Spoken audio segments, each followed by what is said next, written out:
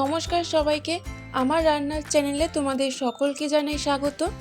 আজকের রেসিপি ভালো লাগলে চ্যানেলটা প্লিজ সাবস্ক্রাইব করে দিও, পাশে থাকা বেল আইকনটা প্রেস করে দিও, যাতে আমি যখন ভিডিও দেব খুব সহজেই তোমাদের কাছে ভিডিওটা পৌঁছে যায়। যারা হালকা মশলা সহজ কিন্তু সুস্বাদু রান্না পছন্দ করো, তাদের জন্য এই রেসিপিটা একদম পারফেক্ট। গরম ভাতের সাথে এই ঝোলটা খেলে সত্যি মন ভরে যাবে। আজ আমি খুব সহজভাবে স্টেপ বাই স্টেপ দেখাবো কিভাবে এই রেসিপিটা বানাতে হয়। ভিডিওটা স্কিপ না করে শেষ অবধি দেখো। চলো তাহলে শুরু করা যাক আজকের রেসিপি, লাউ দিয়ে বাটা মাছের ঝোল।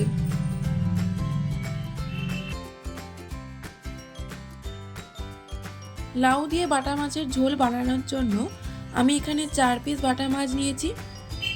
প্রথমে বাটা মাছ ভালো করে ধুয়ে পরিমাণ মতো নুন আর 1 চা চামচ হলুদ গুঁড়ো দিয়ে ভালো করে মাখিয়ে 10 থেকে 15 মিনিট রেখে দিতে হবে।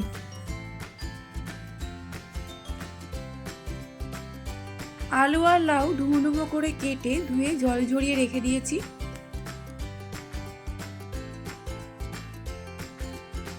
আর যে সমস্ত উপকরণগুলো লাগবে সেগুলো হলো আদা কাঁচা লঙ্কা বাটা, জিরে গুঁড়ো, ধনে গুঁড়ো, পেঁয়াজ বাটা, 5 ফোড়ন, হলুদ গুঁড়ো, নুন, তেজপাতা, শুকনো লঙ্কা।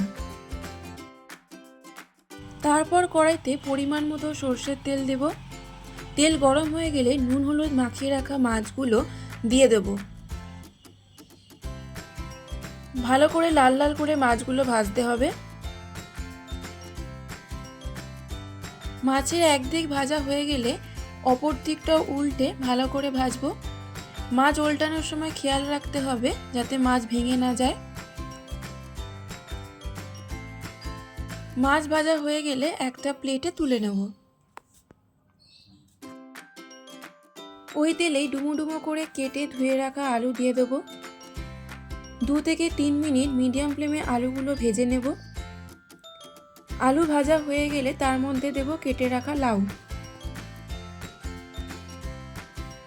লাউ আর আলু আবারও 5 থেকে 6 মিনিট মিডিয়াম ফ্লেমে ভালো করে ভাজা ভাজা করে নেব।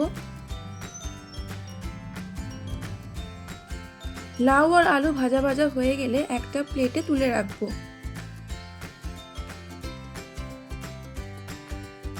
আবারও কড়াইতে পরিমাণ মতো সর্ষের তেল দেব। তেল গরম হয়ে গেলে ফোড়নে দেব শুকনো লঙ্কা, তেজপাতা, 5 ফোড়ন।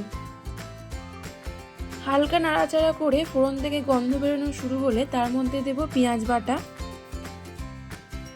পেঁয়াজ 2 থেকে 3 মিনিট মিডিয়াম ফ্লেমে ভেজে নিতে হবে।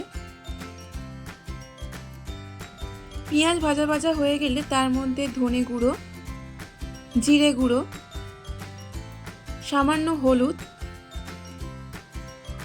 আর আদা কাঁচা লঙ্কা বাটা সব কিছু দিয়ে মশলা ভালো করে কষাতে হবে। যাতে মশলা পুড়ে না যায় তার জন্য সামান্য জল দিয়ে দিয়ে মশলা কষাবো। যত ভালো করে মশলা কষাবে রান্নার স্বাদ তত ভালো হবে। সামান্য কাশ্মীরি রেড চিলি পাউডার দেব আর দেব স্বাদ মতো নুন। 8 থেকে 10 মিনিট মিডিয়াম ফ্লেমে মশলা ভালো করে কষাতে হবে। সামান্য চিনি দেব, এটা অপশনাল, তোমরা দিতেও পারো নাও পারো, তবে লাউয়ের তরকারিতে একটু চিনি দিলে ভালো লাগে। মশলাটা অল্প জল দিয়ে ভালো করে কষিয়ে নেব। মশলা থেকে তেল ছাড়া শুরু করলে ভেজে রাখা লাউ আর আলুগুলো দিয়ে দেবো। ভেজে রাখা লাউ আর আলু দিয়ে আবারও 5 থেকে 6 মিনিট মিডিয়াম ফ্লেমে মশলার সাথে ভালো করে কষিয়ে নিতে হবে।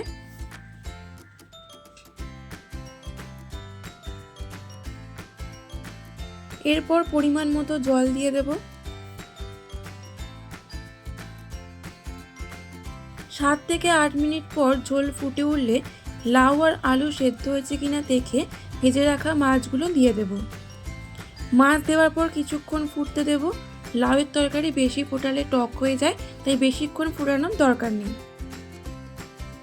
সব শেষে ওপর থেকে গরম মশলা ছড়িয়ে নাড়াচাড়া করে নামিয়ে নিলেই তৈরি লাউ দিয়ে বাটা মাছের ঝোল। আশা করি রেসিপিটা তোমাদের ভালো লেগেছে। তোমরা বাড়িতে অবশ্যই একবার ট্রাই করো। আমাকে কমেন্ট বক্সে লিখে জানিও তোমাদের কেমন লাগলো। ভালো লাগলে লাইক, শেয়ার ও সাবস্ক্রাইব করতে ভুলবে না। তোমাদের করা একটা লাইক আর সাবস্ক্রাইব আমাকে পরবর্তী ভিডিও তৈরি করতে অনেকটা মোটিভেট করে।